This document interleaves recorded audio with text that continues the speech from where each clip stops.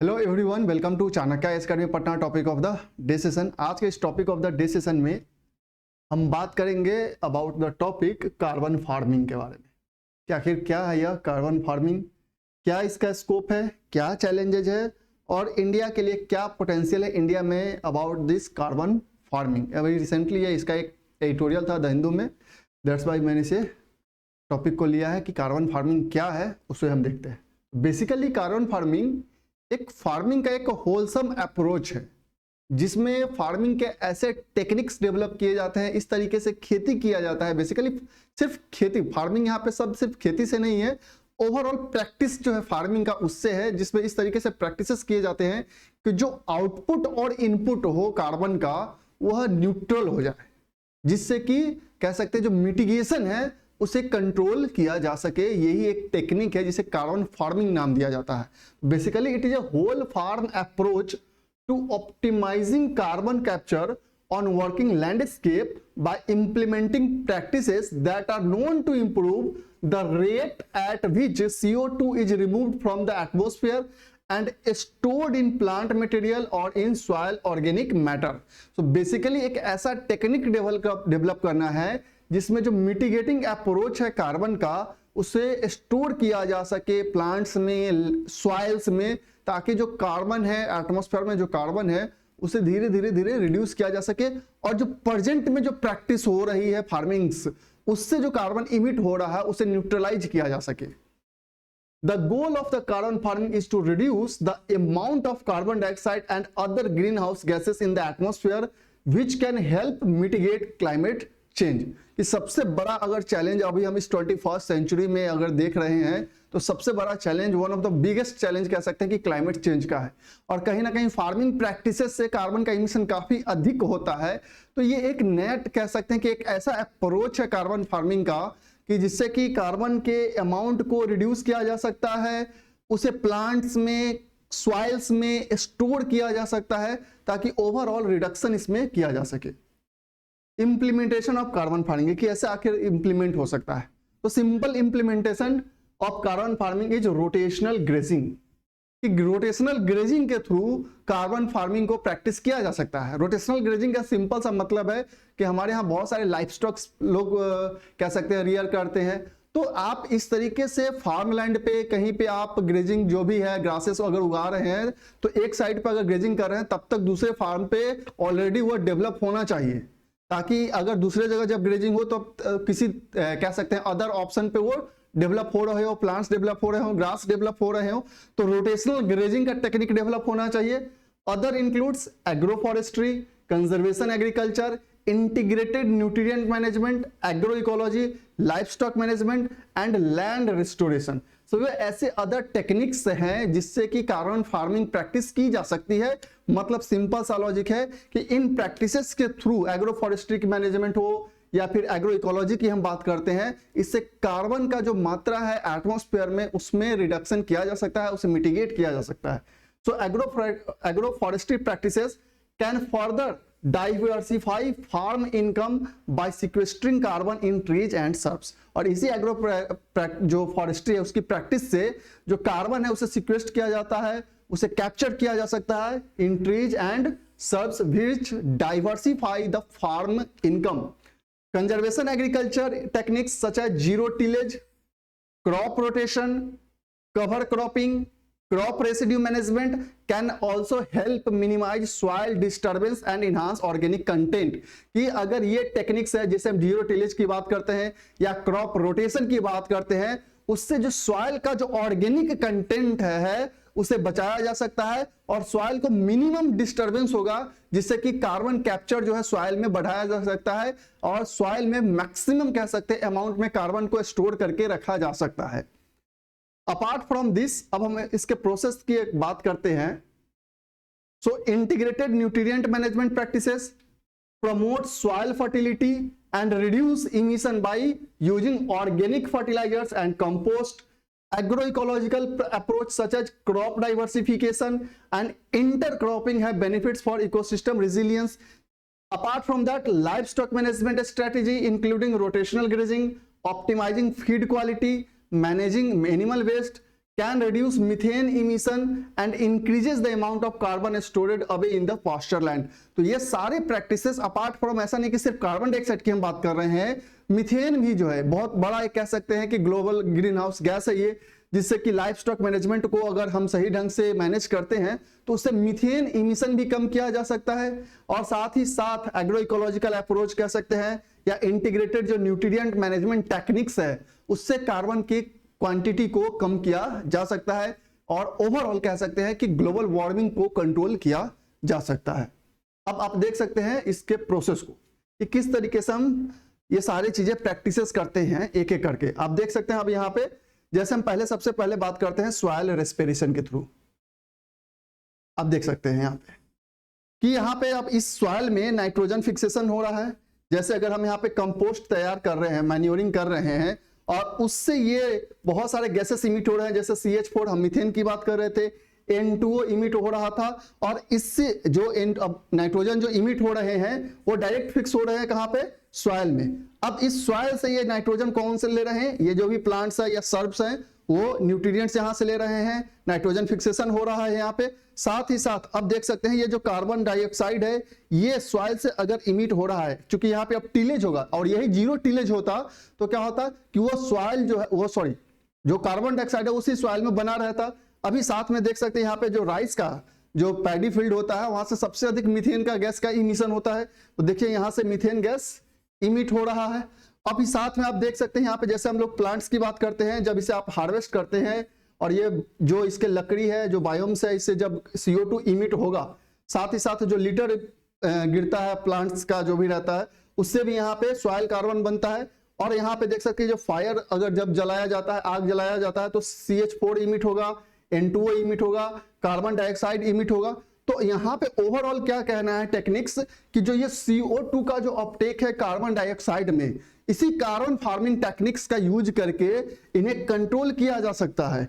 जो carbon dioxide आपका यहाँ पे इमिट हो रहा है उसे सॉइल में स्टोर किया जा सकता है जीरो टिलेज प्रैक्टिसेस करके, एग्रो इकोलॉजी प्रैक्टिसेस करके, एग्रो फॉरेस्ट्री प्रैक्टिसेस करके। जो यहाँ पे आप देख सकते हैं नाइट्रोजन जो एटमॉस्फेयर में है उसे फिक्स किया जाता है सॉइल में ताकि प्लांट्स उसका डायरेक्ट यूज कर सकते हैं। यहाँ पे आप देख सकते हैं अगर जीरो टिलेज प्रैक्टिसेस किया जाए तो कम से कम CH4 इमिट होगा। तो ये टेक्निक कह रहा है कार्बन फार्मिंग कि किस तरीके से green house gases specially carbon और मीथेन को मिटिगेट किया जा सकता है। Carbon farming schemes world wide की अगर स्थिति हम देखें तो इन US, Australia, New Zealand, Canada, voluntary carbon markets have emerge. Initiatives like Chicago Climate Exchange and Carbon Farming Initiative in Australia demonstrate the efforts to incentivize carbon mitigation activities in agriculture, and the launch of 4 per 1000 initiative during COP21 climate talks in 2015 in Paris highlight the particular role of sinks in mitigating greenhouse gas emission। जैसे कि किस तरीके से sinks develop किया जाए, sinks का sense है यहाँ पे कुछ ऐसे एरियाज डेवलप किया जाए जो कार्बन को कैप्चर करे। अभी आपने बहुत सारा न्यूज में सुना होगा कि जो पर्माफ्रॉस्ट रीजन्स है वो धीरे धीरे मेल्ट हो रहे हैं और पर्माफ्रॉस्ट रीजन के नीचे में बहुत सारा कार्बन कैप्चर्ड रहता है। अब जब वो मेल्ट होंगे तो वो सारे कार्बन क्या होंगे, वो इमिट होंगे। तो वैसे अब वो एक बहुत बड़ा खतरा बहुत बढ़ते जा रहा है। तो जो इमिट होंगे उसको कैसे कैप्चर किया जाए, दूसरा कोई सिंक तो डेवलप करना पड़ेगा। तो अधिक से अधिक आप प्लांट्स लगाइए, सॉइल को इस तरीके से डेवलप कीजिए कि उसमें सिंक हो सके वो कार्बन। The oceans and the atmosphere are filled with carbon and they approach their saturation points. और अभी सैचुरेशन क्या है कि जितने भी ओशियंस है या जो एटमॉस्फेयर है उसमें सैचुरेशन लेवल पहुंच चुका है, मतलब कार्बन वो जितना ये कैप्चर कर सकता था, सिंक हो सकता था, वो कर चुका है। Hence, we must manage the remaining carbon budget of 390 billion ton so wisely।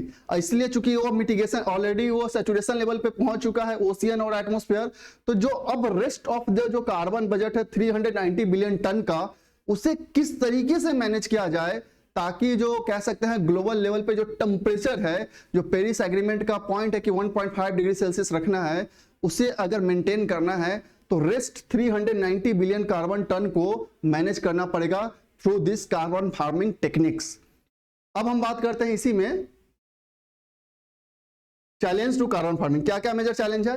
So effectiveness and usefulness depend on multiple factors. The effectiveness of carbon farming depend on multiple factors like geographical location, soil type, crop selection, water availability, biodiversity and farm size and scale. ये सब ऐसे factors है जिसपे ये carbon farming technique जो है वो depend करेगा. It's usefulness also depend on land management practices, sufficient policy support and community engagement. Carbon farming can B challenge in hot and dry areas. ये चूंकि अब ये जो कार्बन फार्मिंग का टेक्निक है वो क्लाइमेट पे भी डिपेंड करेगा कि जहां पे भी हॉट और ड्राई एरियाज होंगे वहां पे इसे अडॉप्ट करना थोड़ा सा मुश्किल है. और वैसे एरिया जहां पे एडिक्वेट रेनफॉल है, फर्टाइल सॉइल है, potential for carbon sequestration through practices like agro forestry, conservation agriculture में भी पर्टिकुलरली हाई. वैसे एरिया जहां पे रेनफॉल एडिक्वेट है, सॉइल फर्टाइल है, वहां पे यह कार्बन फार्मिंग टेक्निक को प्रैक्टिस करना ज्यादा इजी है. On the other hand carbon farming can be challenging in hot and dry areas where availability of water is limited. कि वाटर की अगर अवेलेबिलिटी कम है तो वहां सिंपल सा कि वाटर कम है तो सर्ब्स का ग्रोथ नहीं होगा, प्लांट्स का ग्रोथ नहीं होगा, सॉइल फर्टाइल नहीं हो सकता है, तो वहां पे कार्बन फार्मिंग टेक्निक डेवलप करना थोड़ा सा वहां पे उस एरिया में चैलेंजिंग है. अब हम बात करते हैं इसका कि इंडिया में क्या स्टेटस है इसका. पहले तो ये बात कर लेते हैं कि कौन से क्रॉप्स को सिलेक्ट किया जाएगा. Selecting which plants to grow, कि कौन से प्लांट्स को सिलेक्ट किया जाए कि मैक्सिमम कार्बन कैप्चर किया जा सके, ये भी एक मेजर चैलेंज है.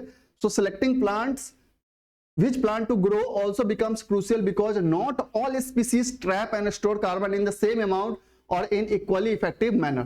That's why यहाँ पे scientific study होना बहुत जरूरी है कि कौन से plants maximum carbon को capture कर सकते हैं. And financial resource, ये सबसे बड़ा challenge अगर कह सकते हैं तो financial resource का है.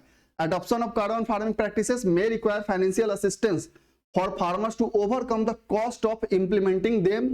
Small scale farmers may lack the resource to invest in sustainable land management practices and environmental services. That's why चूंकि जो स्मॉल स्केल फार्मर्स हो गए उनके लिए यह अडॉप्ट करना काफी ज्यादा मुश्किल है अगर फाइनेंशियल रिसोर्स उनके पास नहीं है तो.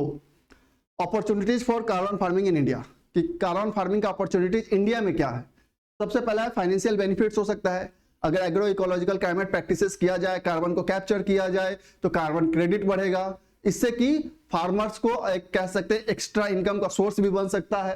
सो agro ecological practices in India could yield significant economic benefits with potential to generate 63 billion in value from approximately 170 million hectare of the arable land. And this estimate include an annual payment of around 5,000 to 6,000 per acre for farmers to provide climate service by adopting sustainable agriculture practices. So basically क्या है, एक extra income of source generate कर सकता है for the farmers.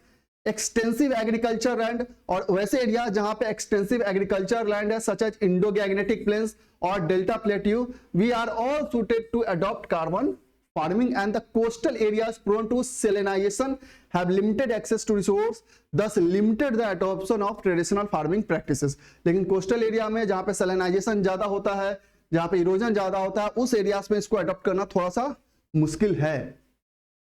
Apart from that carbon credit बढ़ सकता है India का. जस्ट हमने डिस्कशन किया कि कार्बन क्रेडिट बढ़ेगा इंडिया का and can incentivize farmers by providing additional income through environmental services. Apart from that जो इंडिया का टारगेट है कि बाय 2070 की जीरो इमिशन करना है, वो भी अचीव हो सकता है. And India journey towards achieving carbon neutrality while maintaining food security, कि इंडिया का जो टारगेट है कि कैसे कार्बन न्यूट्रलिटी को मेंटेन किया जाए और 2070 तक उसे जीरो इमिशन किया जाए, और apart from that food security को भी मेंटेन किया जाए, तो ये कार्बन फार्मिंग टेक्निक जो है वो एक बेटर ऑप्शन हो सकता है. Studies have shown agriculture soils can absorb 3 to 8 billion ton of CO2 equivalent every year over 20-30 years, and this capacity can bridge the gap between feasible emission reduction and indispensable stabilization of the climate. So carbon farming could also be sustainable strategy to mitigate climate change and enhance food security in India. So basically ये क्या है, एक sustainable strategy हो सकता है carbon farming, जिससे कि कह सकते हैं कि क्लाइमेट चेंज को भी मिटिगेट किया जा सकता है, साथ ही साथ फूड सिक्योरिटी जो है इंडिया का उसे भी सिक्योर किया जा सकता है. सो ये था about carbon farming. I hope आपको समझ में आ गया होगा और इंडिया में क्या इसका स्टेटस है ये भी आपको समझ में आ गया होगा. So that's all for today. Thank you.